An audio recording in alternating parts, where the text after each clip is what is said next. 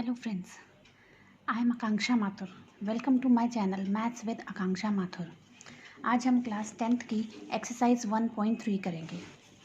Questions read करते हैं। Prove that √5 is an irrational. ये चीज़ आपको प्रूफ करनी है कि √5 एक इरेशनल नंबर है। तो इसको सॉल्व करने के लिए, इसको प्रूफ करने के लिए सबसे पहले हम क्या मानेंगे कि √5 को हमने बोला कि इट इज़ अ रैशनल। हम उसका उल्टा लेंगे, हम एज्यूम करेंगे √5 is irrational, sorry √5 is rational. Let us assume to the contrary that √5 is a rational.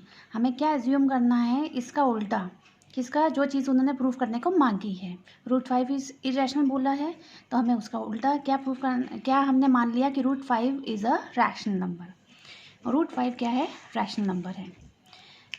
So we can find co-prime integers a and b such that, अब देखिए rational numbers किस form में होते हैं, a/b या p/q form में होते हैं। तो हमने √5 इक्वल टू √5 को हमने रैशनल माना, तो रैशनल को किस तरह से लिखते हैं, a/b फॉर्म में। और a/b फॉर्म में यहाँ पे हमने क्या यूज़ किया, वी कैन फाइंड को प्राइम इंटीजर्स, मीन्स a और b जो हैं को प्राइम इंटीजर्स हैं। को प्राइम मीन्स ये किसी और से डिवाइड नहीं होते हैं, दोनों ही प्राइम नंबर्स होंगे। ठीक है, तो इनको को प्राइम नंबर्स हमने लिया है। a/b रैशनल फॉर्म में है तो √5 को हमने a/b मान लिया। b को हम इधर लेके गए √5 के पास। ये सॉल्व करने का एक बेसिक वे है और this is the most important question of this chapter और दिस क्लास। हर साल किसी भी तरह से ये क्वेश्चन आता ही है। तो √5 को हमने, b को इधर क्रॉस कर दिया। अब मैंने क्या किया है, b equal to a/√5, b equal to a/√5। इसका हमने फिर स्क्वायर किया, स्क्वायरिंग बोथ साइड। तो b square equal to a square upon √5 का स्क्वायर क्या होता है, 5। B square equal to A square upon 5। इससे क्या चीज़ मालूम पड़ रही है कि ए स्क्वायर को किससे डिवाइड कर रहे हैं, 5 divide A square divided by 5 है ना। तो देयरफॉर 5 डिवाइड ए स्क्वायर। इस चीज़ से क्या मालूम पड़ रहा है कि 5 जो है वो ए स्क्वायर को डिवाइड कर रहा है। अब जब ए स्क्वायर को डिवाइड कर रहा है तो डेफिनेटली ए को भी करेगा। जैसे ये आंसर इसका 25 हुआ, 25 को ये 5 से डिवाइड हो रहा है तो इसका जो स्क्वायर रूट होगा यानी 5/5, ये भी इससे डिवाइड होगा। अगर ए स्क्वायर डिवाइड हो रहा है तो ए भी 5 से डिवाइड होगा। सो 5 डिवाइड ए ऑल्सो। नेक्स्ट हमने किया, ए की जगह हमने अब क्या वैल्यू रखी है, a equal to 5c। a equal to 5c, जो यहाँ पर a की वैल्यू रखी थी उसकी जगह हमने उसको क्या रखा है, 5c। अब 5c की वैल्यू हमने यहाँ रखी, a स्क्वायर अपॉन 5 था तो a की जगह क्या रखा, 5c। अब 5c का हमने स्क्वायर किया तो क्या होगा, 5×5 से 25 और c का c स्क्वायर। अगर आप यहाँ देखोगे ये यहाँ से कट हो रहा है, आंसर क्या आया, b square equal to 5c square.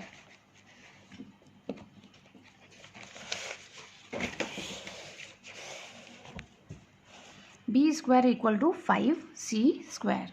अब 5 हम कहाँ ले गए, बी स्क्वायर के डिवाइड में। अब आप देखिए बी स्क्वायर डिवाइडेड बाय 5, अगर B square is divided by 5 है तो डेफिनेटली बी भी डिवाइडेड बाय 5 होगा, जैसा मैंने अभी एग्जांपल पीछे दिया आपको।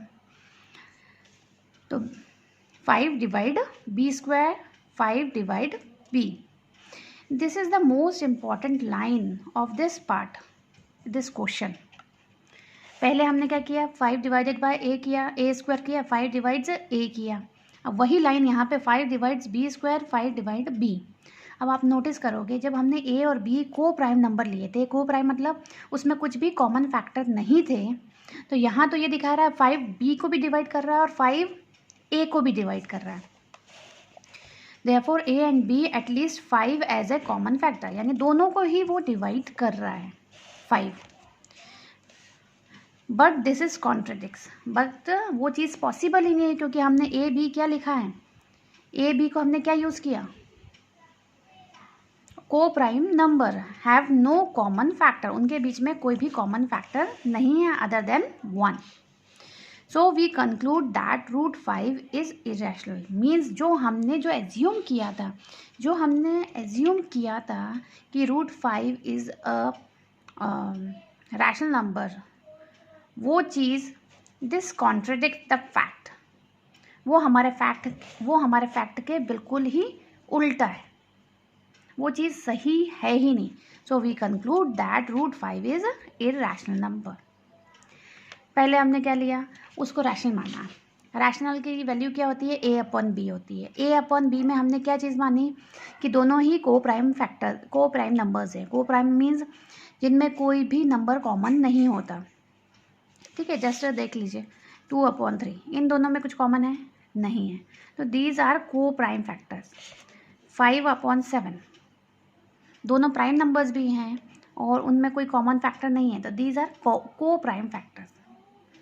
फिर उसको हमने डिवाइड किया 5 से, ए डिवाइड होता है 5 से और बी भी डिवाइड होता है 5 से, तो उससे तो क्या मालूम पड़ रहा है हमें कि ए और बी में 5 एक कॉमन फैक्टर है. इसका मतलब हमने जो एजम्पशन किया था वो गलत है, और गलत है तो इसका मतलब क्या हुआ. So we conclude that root 5 is irrational number. Next question, prove that 3 + 2 root 5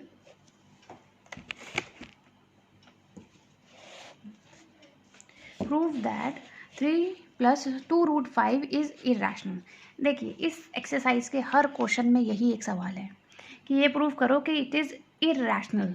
तो आपको सबसे पहले क्या लेना है, late us assume that is contradicts.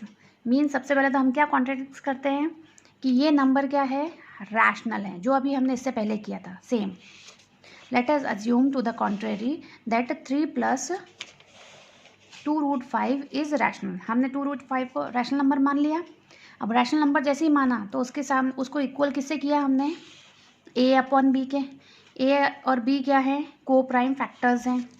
ठीक है, अब इसको हमने सॉल्व किया, ये जो +3 था इधर शिफ्ट होके -3 हो गया, और रूट 5 के साथ जो नंबर है वो डिवाइड में आ गया. ठीक है, इससे क्या हुआ, जो रूट फैक्टर ना, रूट नंबर्स जो भी है वो अकेला रह गया और उसके सामने ये सारे नंबर आ गए. अब अगर आप ऐसे नोटिस करते हो तो ए और बी दोनों इंटीजर्स हैं. 1/2 भी एक रैशनल नंबर है, 3 भी एक रैशनल नंबर हो सकता है. तो ये सब तो रैशनल है, तो इसका मतलब रूट 5 भी रैशनल है क्या, बोलते नहीं, ये रूट 5 रैशनल नंबर नहीं है. इट कॉन्ट्रेडिक्ट्स आवर एज्यूम, हमने जो माना वो चीज़ गलत है. रूट 5 तो क्या है, अभी हमने प्रूव किया, root 5 is irrational number. Root 5 equal to a/2b - 3/2. Since a and b are integers, we get a/2b - 3/2 is rational. अभी मैंने आपको बताया ये रैशनल हो गया. So root 5 is rational. इससे क्या चीज़ प्रूफ हुई कि भाई रूट 5 रैशनल होगा. बट हमें पता है root 5 is, but this contradicts the fact that root 5 is irrational. This line is most important for each these type of questions. This contradicts मतलब जो हमने माना है ये उसके विपरीत है. तो रूट 5 तो irrational नंबर है. It means, so we conclude that 3 + 2 root 5 is irrational. Next देखते हैं, prove that the following are irrational. उन्होंने कुछ नंबर्स दिए हुए हैं, वो आपको प्रूव करना है कि इरैशनल है. और जब भी ये चीज़ आएगी तो आप क्या करोगे, सबसे पहले क्या मानोगे कि वो रैशनल है. 1/√2 की बात हो रही है, तो हमने सबसे पहले क्या माना, we assume that the on the contrary 1/√2 is rational. और जब रैशनल है तो हमने वैल्यू क्या रखी, 1/√2 इक्वल टू a/b. और a/b क्या है, को प्राइम फैक्टर्स हैं.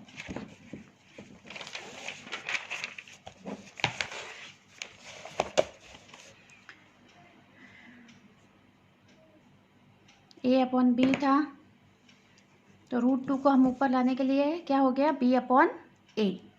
अब आप ये देखिए, बी अपॉन ए तो इंटीजर्स हैं, ये रैशनल हैं, इसका मतलब क्या, रूट 2 इरेशनल, रूट 2 रैशनल है।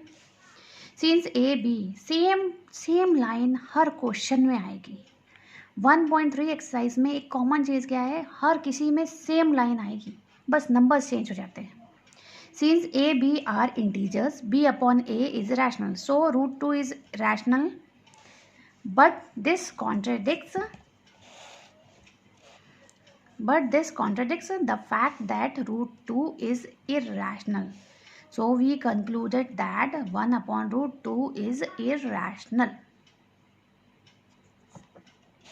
Next, 7 root 5 is a irrational number आपको बताना है कि नहीं है। तो सबसे पहले क्या करेंगे, उसको हम रैशनल मानेंगे।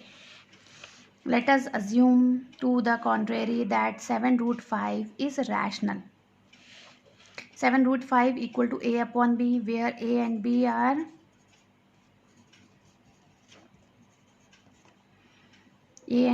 co-prime. देन इसको हमने 7 को यहाँ लेके गए, root 5 equal to a upon 7b, और जब a अपॉन 7b क्या है, since a b are integers, a upon 7b is rational and so root 5 is rational, but this contradicts the fact. सबसे बड़ी बात, जो हमने फैक्ट माना है वो गलत है, root 5 is irrational. Next question, 6 plus root 2। अब 6 प्लस रूट 2 को आपको इररैशनल बताना है, तो सबसे पहले क्या मानेंगे कि it is rational. 6 plus root 2 is rational. फिर 6 plus 2 equal to A upon B, 6 यहाँ से यहाँ शिफ्ट हो जाएगा, -6 हो जाएगा। अब a upon b are the integers, a B are integers, a upon b are rational number, and so root 2 is rational, no, but this contradicts the fact.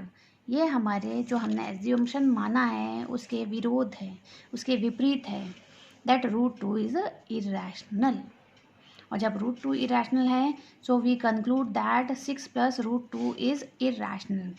एक सीधी सी बात है इस चीज़ में कि जो भी रूट 2, रूट 3, रूट 5, रूट 7 जो फुल्ली स्क्वायर रूट नहीं होते हैं, ऑल दीज नंबर्स आर इररैशनल्स। और ये जो इररैशनल्स होते हैं वो कहते हैं कि एक गंदी मछली पूरे पानी को गंदा कर देती है।